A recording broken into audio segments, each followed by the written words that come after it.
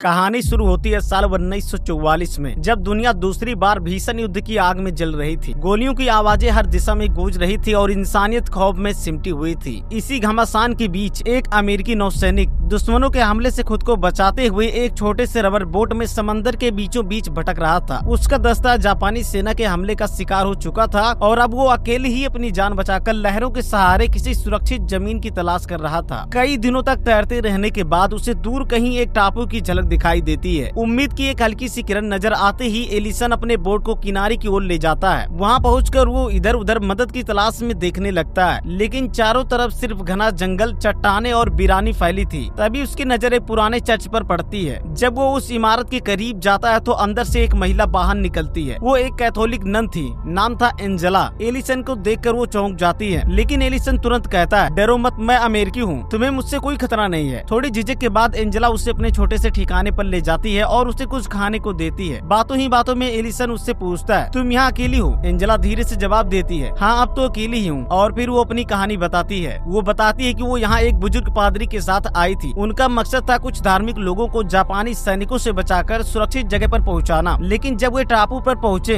तब तक दुश्मन पहले ही वहाँ मौजूद था। वे सभी पादरियों को पकड़ कर ले गए और उसके बाद कुछ दिनों तक छिपे रहने के सिवा कोई रास्ता नहीं बचा। धीरे धीरे समय बीतता गया और साथ आए पादरी की तबीयत बिगड़ती गई और एक दिन उनका निधन हो गया। अब एंजेला इस टापू पर बिल्कुल अकेली रह गई। दुनिया को लगा शायद वो भी दुश्मनों की कैद में आ गई है, इसलिए कोई उसे बचाने नहीं आया। एलिसन भी अपनी दास्तान सुनाता है, कैसे वो अपनी यूनिट से अलग हो गया और मौत को चकमा देकर इस अनजाने टापू तक पहुंचा। एलिसन कई दिनों की थकावट के बाद पहली बार थोड़ा चैन से सांस लेता है और वहीं चर्च के पास कुछ देर के लिए आराम करता है। जब उसकी आँख खुलती है तो वह देखता है कि एंजेला एक मोमबत्ती जलाकर प्रार्थना में लीन है। उसकी आंखें बंद है और होठों पर कुछ बुदबुदाहट चल रही है, मानो वह ऊपर वाले से रास्ता मांग रही हो। थोड़ी देर बाद दोनों साथ मिलकर खाने की तलाश में जंगल की ओर निकल जाते हैं। एलिसन पेड़ों पर चढ़ता है, वहाँ से कुछ नारियल और जंगली फल तोड़कर नीचे फेंकता है और एंजेला उन्हें संभालती है। लेकिन एलिसन जानता है कि सिर्फ फलों से पेट नहीं भरेगा, शरीर को ताकत देने के लिए कुछ प्रोटीन भी चाहिए। तभी उसकी नजर समंदर के किनारे एक बड़े से कछुए पर पड़ती है। वो बिना समय गवाए रस्सी और लकड़ी लेकर अपनी राफ्ट तैयार करता है। एंजेला भी उसके साथ चल पड़ती है। दोनों राफ्ट में बैठकर धीरे धीरे उस टर्टल की तरफ बढ़ते हैं। एलिसन उसे पकड़ने की कोशिश करता है, लेकिन ये इतना आसान नहीं था। संघर्ष करते हुए वह समंदर में गिर जाता है। हालांकि एंजेला की मदद से आखिरकार वो कछुए को पकड़ने में कामयाब हो जाता है और दोनों उसे लेकर आइलैंड पर लौट आते हैं। अब एलिसन टर्टल को पकाकर खाता है। खाने के बाद वो एंजेला से कहता है, अगर यहाँ कोई हमें बचाने भी नहीं आया तब भी हम जी सकते हैं। इस आइलैंड पर हमारे लिए सब कुछ है। बातों बातों में एंजेला उससे पूछती है, तुम्हारे घर पर कौन कौन है? एलिसन हल्की सी मुस्कान के साथ जवाब देता है, कोई नहीं, मैं अनाथ हूँ। बचपन अनाथ आश्रम में बीता, 14 साल वहीं रहा और जैसे ही बड़ा हुआ फौज में भर्ती हो गया। देश की सेवा करना चाहता था। यह सुनकर एंजेला की आंखों में भावनाओं की झलक उभर आती है। वो कहती है, मैं भी अनाथ हूँ, लेकिन मुझे हमेशा भगवान पर भरोसा रहा और इसी वजह से मैंने नन बनने का रास्ता चुना। लोगों की मदद करना ही मुझे सबसे बड़ी खुशी देता है। एलिसन और एंजेला दोनों अलग अलग दुनिया से आए थे। एक तगड़ा और जिद्दी सैनिक,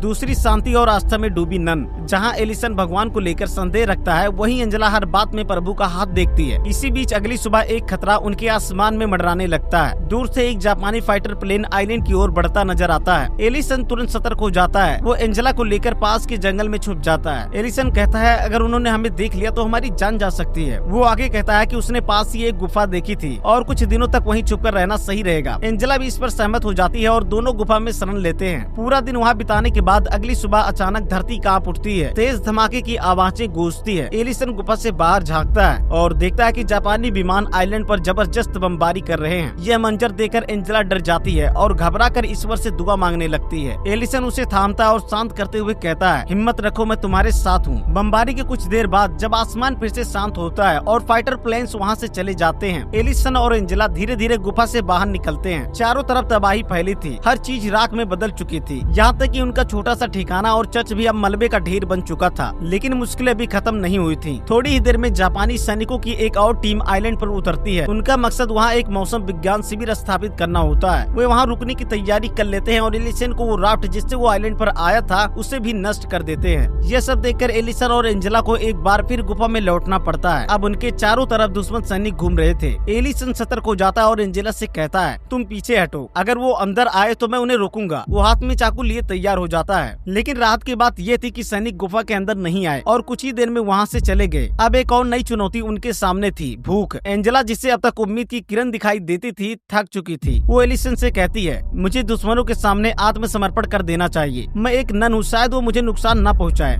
इससे तुम्हें यहाँ से भागने का मौका मिल जाएगा। हमारे पास खाना भी तो नहीं बचा है। लेकिन एलिसन साफ इनकार कर देता है, नहीं, ये रिस्क हम नहीं ले सकते। वो तुम्हारे साथ कुछ भी कर सकते हैं, हमें यही छिपे रहना होगा। शाम ढलने के बाद एलिसन गुफा से बाहर निकलता है। वह देखता है कि जापानी सैनिकों ने कई तंबू और पोस्ट बना लिए हैं। उनसे बचते हुए वह दूसरी ओर चला जाता है मछली पकड़ने के लिए। लेकिन तभी कुछ सैनिक उसे देख लेते हैं। स्थिति भांपते हुए एलिसन तुरंत जमीन पर गिरकर मरा हुआ होने का नाटक करता है। सैनिक उसे मृत समझकर वहाँ से चले जाते हैं। इसके बाद एलिसन दोबारा मछली पकड़कर गुफा में लौट आता है। वह एंजेला के साथ मछली खाने की कोशिश करता है, लेकिन एंजेला उसे बताती है कि उसने नन बनने के बाद मांस खाना छोड़ दिया था। यहाँ कोई और विकल्प न होने के कारण उसे मजबूरी में मछली खानी पड़ती है। लेकिन कच्ची मछली उसका पेट नहीं सह पाता और वही उल्टी कर देती है। भूख के बावजूद एंजेला कुछ खाए बिना ही सोने चली जाती है। रात गहराती है, एंजेला की नींद गहरी होती है और इधर एलिसन चुपचाप गुफा से बाहर निकलता है। इस बार उसका इरादा है जापानी कैंप से खाना चुराना। वो अपने चेहरे को कालिक से ढक लेता है ताकि अंधेरे में पहचान न सके। धीरे धीरे वह दुश्मनों के कैंप में दाखिल होता है। वहाँ से खाने का सामान इकट्ठा करता है और बैग में भरने लगता है। तभी वहाँ एक सैनिक आ जाता है। एलिसन को तुरंत वहाँ छिपना पड़ता है। सांस तक रोक लेता है। स्थिति इतनी तनावपूर्ण हो जाती है कि उसे पूरी रात वहीं छुपे रहना पड़ता है। अगली सुबह जब सारे सैनिक कैंप के बाहर ट्रेनिंग में व्यस्त होते हैं, तब एलिसन मौका पाकर बैग लेकर वहाँ से निकलता है और छिपते छिपाते गुफा की ओर लौट आता है। उधर जब एंजेला की आँख खुलती है तो वह एलिसन को गुफा में न पाकर डर जाती है। उसके मन में ख्याल आता है शायद एलिसन मारा गया। वो रोने लगती है, लेकिन तभी झाड़ियों से निकलकर एलिसन वापस आता है सही सलामत। उसे देखकर एंजेला की आंखों में राहत झलकने लगती है, पर साथ ही वो नाराज भी होती है। तुम बिना बताए चले गए, अगर तुम्हें कुछ हो जाता तो? एलिसन माफी मांगते हुए कहता है, मैं जानता हूँ, अगली बार मैं ऐसा नहीं करूँगा, वादा है। अगले दिन सुबह की जब पहली किरणें आइलैंड पर पड़ती है, एलिसन एंजेला के लिए दो चीजें लाता है, एक सुंदर सा जंगली फूल और एक पुरानी लेकिन साफ सुथरी कंघी। एंजेला इन दोनों चीजों को देखकर मुस्कुराती है। उसकी आंखों में चमक आ जाती है। उसी पल एलिसन उससे एक सवाल पूछता है, क्या तुम हमेशा के लिए नन बनना चाहती हो? क्या कभी नॉर्मल जिंदगी का ख्याल नहीं आया? एंजेला कुछ देर चुप रहती है, फिर जवाब देती है, मैंने अभी अपनी अंतिम प्रतिज्ञा नहीं ली है। नन बनने से पहले चर्च हमें 5 साल का समय देता है सोचने के लिए। मैं अभी भी अपने फैसले को लेकर पूरी निश्चित नहीं हूँ। सच तो यह था कि एलिसन के मन में अब सिर्फ दोस्ती नहीं थी, वो एंजेला से प्यार करने लगा था। उसी वक्त उन्हें बाहर से शोर सुनाई देता है। जब वे बाहर झांकते हैं तो देखते हैं कि जापानी सैनिक द्वीप छोड़कर जा रहे हैं। दोनों की आंखों में रात की चमक दौड़ जाती है। अब उनके पास कैंप में छोड़े गए खाने का भरपूर सामान था। कम से कम कुछ समय के लिए उन्हें भूख की चिंता नहीं थी। शाम को एलिसन एंजेला के पास बैठता है और पहली बार खुलकर अपने दिल की बात कहता है, मैं बचपन से अकेला रहा हूँ। प्यार और अपमान क्या होता है ये मैंने कभी नहीं जाना, लेकिन जब से मैं तुम्हारे साथ हूँ मुझे लगता है कि मैं जी रहा हूँ। मैं तुमसे प्यार करने लगा हूँ। अगर युद्ध खत्म हो जाए तो क्या तुम मुझसे शादी करोगी? ये सुनकर एंजेला सन्न रह जाती है। वो शांत स्वर में कहती है, मैंने अपना जीवन ईश्वर को समर्पित किया है, मैं उनके साथ वफा नहीं छोड़ सकती। एलिसन को बहुत दुख होता है, लेकिन वो विनम्रता से कहता है, अगर मेरी बातों से तुम्हें ठेस पहुंची हो तो मुझे माफ करना। रात को जब दोनों खाना खा रहे होते हैं, एलिसन को जापानी कैंप में रखी शराब की बोतल मिलती है। वो खुद पर काबू नहीं कर पाता और ज्यादा पी लेता है। नशे में वह एंजेला की नन बनने की प्रतिज्ञा का मजाक उड़ाने लगता है। हम दोनों इस आइलैंड के एडम और ईव हैं और तुम नन बनने की बात कर रही हो। ये बातें एंजेला को अंदर तक तोड़ देती हैं। वो चुपचाप उठती है और बारिश में जंगल की ओर भाग जाती है। वो पूरी रात वहीं ठंडी और गीली जमीन पर अकेली सो जाती है। जब अगली सुबह एलिसन को होश आता है, वो तुरंत उसे ढूंढने निकलता है। घंटों की तलाश के बाद उसे बेहोशी की हालत में एंजेला मिलती है। वो बिना समय गवाए उसे गोद में उठाकर कैंप की तरफ ले चलता है, लेकिन तभी उसकी नजर पड़ती है लौटते हुए जापानी सैनिकों पर। वो तुरंत दिशा बदलता है और एंजेला को लेकर वापस गुफा में चला जाता है। अब एंजेला की हालत बिगड़ती जा रही थी। उसे ठंड और बुखार ने जकड़ लिया था। एलिसन को अब एक ही रास्ता सूझता है, अपनी जान की बाजी लगाकर फिर से जापानी कैंप में घुसना। वो रात के अंधेरे में वहाँ पहुँचता है, कंबल और दवाइयों से भरा बैग उठाता है, लेकिन तभी एक सैनिक उसे देख लेता है। खतरे को भांपते हुए एलिसन आत्मरक्षा में उस सैनिक को चाकू मार देता है और फिर उसकी लाश को छिपा देता है। डर और गिट के साथ वो गुफा में वापस लौटता है। एंजेला के गीले कपड़े बदलता है, उसे दवा देता है और पहली बार ईश्वर से प्रार्थना करता है। अगली सुबह एंजेला होश में आती है। उसकी पहली प्रतिक्रिया होती है, मेरे कपड़े किसने बदले? एलिसन शर्माते हुए बताता है, तुम्हारी हालत देखकर मैंने ही बदले थे, मैं माफी चाहता हूँ। वो फिर कहता है, जो कुछ भी मैंने कल रात कहा वो शराब के असर में था, मुझे माफ कर दो। एंजेला की आंखों में एक शांत भाव होता है। वो उसे माफ कर देती है, लेकिन शांति ज्यादा देर तक टिकती नहीं। अचानक बाहर बम गिरने की आवाज आती है। एलिसन बाहर झांकता है और देखता है कि जापानी सैनिक आइलैंड पर दोबारा बमबारी कर रहे हैं। अब स्थिति और गंभीर हो चुकी थी। एलिसन लौटकर एंजेला को बताता है, जब मैं चादर लेने गया था तब एक सैनिक ने मुझे देख लिया था, मुझे उसे आत्मरक्षा में मारना पड़ा और अब वो मुझे ढूंढ रहे हैं।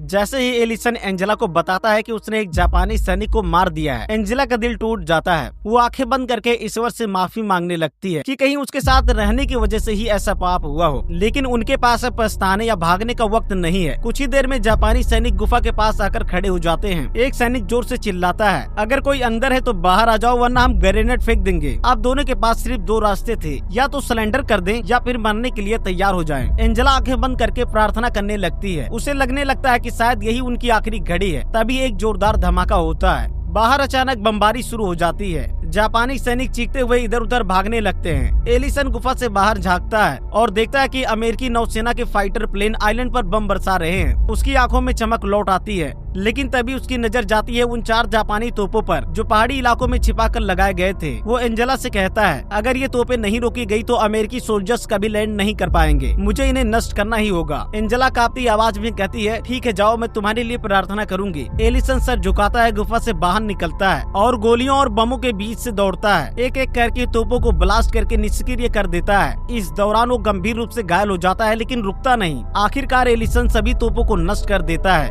जिससे अमेरिकी सेना सुरक्षित लैंड कर पाती है। बमबारी थम जाती है, लड़ाई खत्म हो चुकी थी। एंजेला दौड़ती हुई बाहर आती है और एलिसन को घायल हालत में देखती है। वो तुरंत उसका इलाज करने लगती है। एलिसन की आंखों में दर्द और संतोष दोनों होते हैं। वो धीमे से कहता है, अब वक्त आ गया है अलग होने का, शायद हम फिर कभी न मिल पाए। एंजेला की आंखें भर आती है। वो कहती है, हो सकता है मैं तुम्हारे साथ अपनी जिंदगी न बिता सकूं, लेकिन तुम हमेशा मेरे दिल में रहोगे। थोड़ी ही देर बाद अमेरिकी नौसेना आइलैंड पर अपना झंडा फहरा देती है। जब सेना का कप्तान एलिसन को जिंदा देखता है तो चौंक जाता है। उसे तो लगा था कि वो कभी वापस नहीं आएगा। सैनिक एलिसन को स्ट्रक्चर पर लिटा कर ले जाते हैं और पीछे से एंजेला भी धीरे धीरे उनके पीछे चलने लगती है। दोनों की आंखों में हजारों अनकहे जज्बात होते हैं। तो यह दमदार कहानी यहीं पर खत्म हो जाती है। तो यहीं पर वीडियो को लाइक करके चैनल को सब्सक्राइब कर लें। मिलते हैं एक और दमदार स्टोरी के साथ, तब तक के लिए बाय बाय।